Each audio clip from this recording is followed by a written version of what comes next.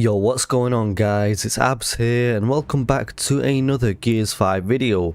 So in this video I'm going to be giving you my Gears 5 Operation 6 predictions. So as always, if you are new to the channel, be sure to subscribe and hit the notification bell. That way you don't miss a single video as we head on into Operation 6. And with these Operation predictions videos, I have been doing this since Operation 2. So it's tradition for me to do this in Operation 6 as well. So let's firstly kick off with the name. So what would the name of Operation 6 be? Well, I've got 4 suggestions / predictions. These are 1. Brothers to the End, which as of course Gears of War 3 was Brothers to the End essentially, because it was the end of the Locust War. Number 2 is V-Day, which stands for Victory Day, as the COG finally won the Locust War. Number 3 would be Countermeasure, and number 4 would be Insurgency. So one of those 4 names would be really cool to see in terms of the Operation 6 name.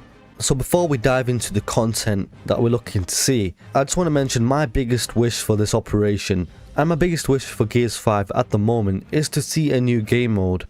The reason why I'm saying this is because Gears 5, it doesn't have much replayability in terms of its game modes. It needs more variety. I actually ran a poll on my Twitter yesterday, if you do want to follow me there at KingAbzYT. So I stated, out of interest, if you could choose one game mode to make its way into Gears 5, what would it be? And Overrun 2.0 won, but as you can see, a lot of people voted for Beast Mode and Overrun 2.0, which is a collective 66.7%. Of course, we can run bigger polls if need be, but that tells me that most people, they want to play as the monsters. What Gears of War is all about, you know, the monsters.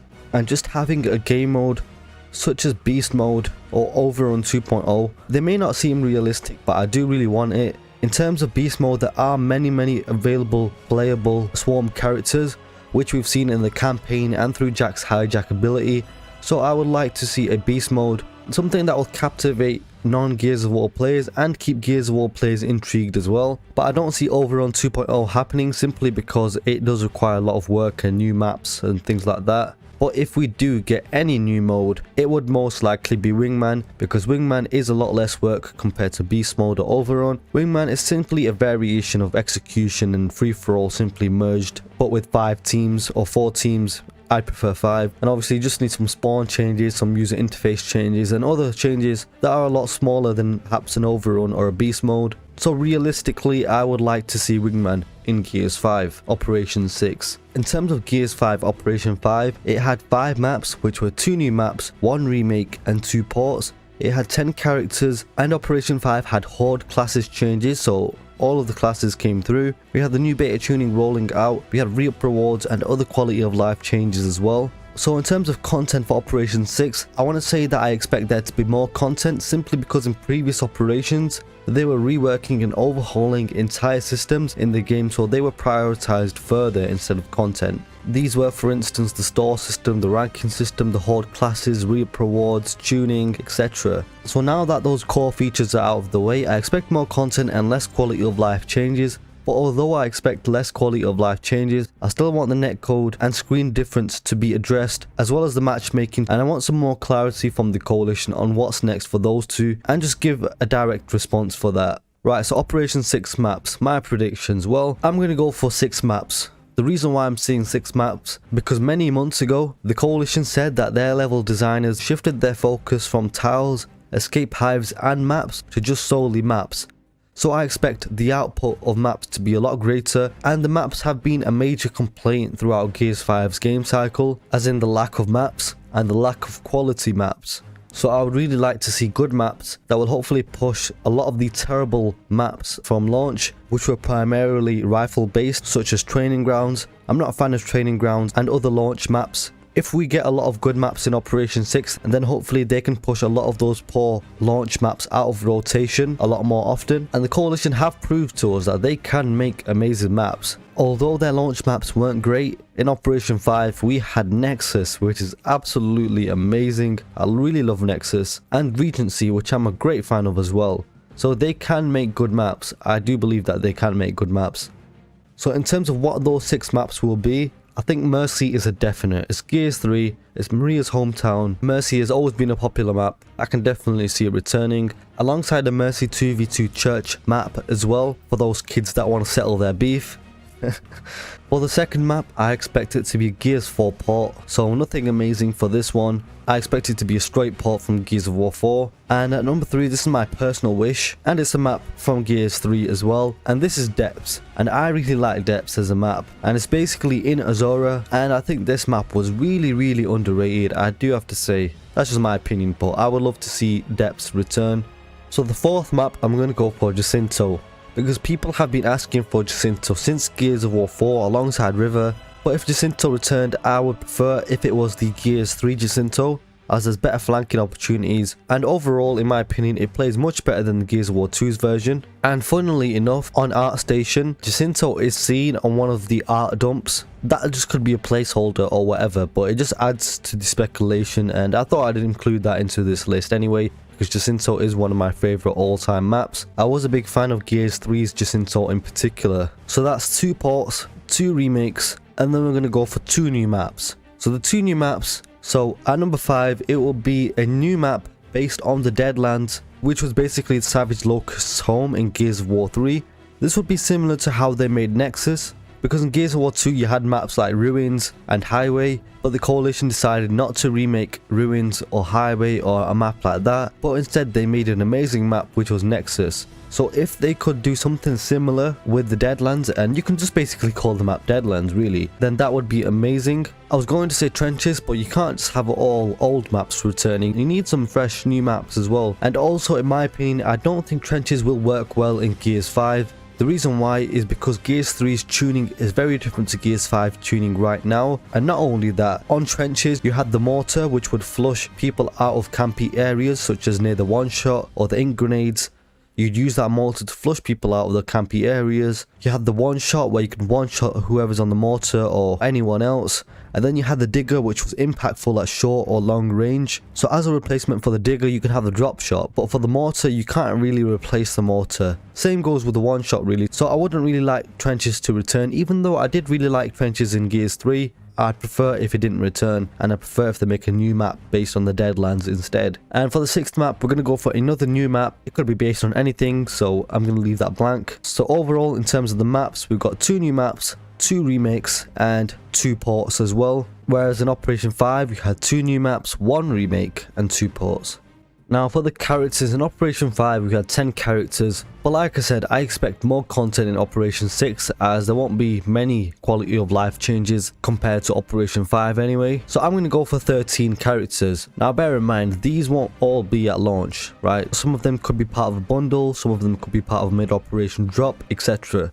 So for the COG side, we're going to go for Adam Phoenix, we're going to go for Richard Prescott, Victor Hoffman, Bernadette Mataki, and Aaron Griffin, characters that had a lot of presence in Gears of War 3. So that's 5 characters there. And then we move on to the Locust side. So I think we'll get the Locust Hunter, which is a base character. Have the Locust Hunter, and then later down the line in the store or challenges or whatever it may be, you can unlock more character skins for the Locust Hunter, whether it's the Hunter Elite or the Savage Hunter or the Golden Hunter. At least the Locust Hunter base character is there to be purchased and has its own slot in the selection screen. Same applies for the Savage Locust, so I expect there to be a Savage bundle or something of the sort similar to the Lambent bundle in Operation 5. So I'm going to go for the Savage Drone, the Savage Grenadier, and the Savage Theron Guard. So that's 9 characters there, and then I'm going to go for a Swerveball character. Now, the Coalition have given us some Swerveball characters in the past. For instance, in Operation 2 we had Krav Jamad, and Krav Jamad was never a playable character before. He was in the Rise of Ram comics, and to see him appear in Gears 5 was pretty crazy. And then we had the same in Operation 4 where we had Zamil Khan, playable for the first time ever. But I think there'll be another Swerveball. What that character could be, I don't know. It could be Keita Vrol, who was the High Priest in the Rise of Ram comics. It could be the Locust Rager.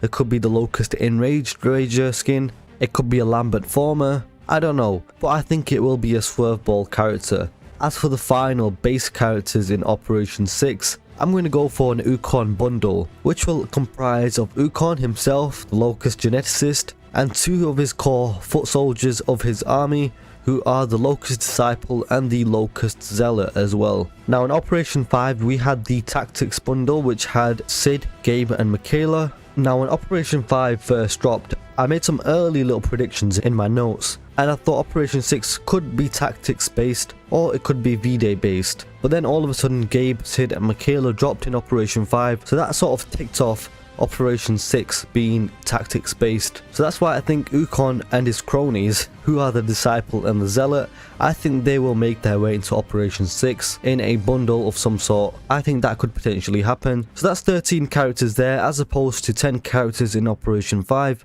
Now finally, let's talk about the Tour of Duty 6. So in terms of the general skin, I'm just going to throw two ideas out there. I'm going to go for the legendary Onyx Guard character from Gears Tactics, which I think is absolutely amazing. Or I'm going to go for my boy himself, the Golden Hunter, which is an absolutely amazing skin from Gears of War 3. And the Golden Hunter is a very beloved character skin. And see him as a Tour of Duty general character, that would be pretty cool. But then again, in Operation 5, it was a Locust character that was general, who was Lambert Ram.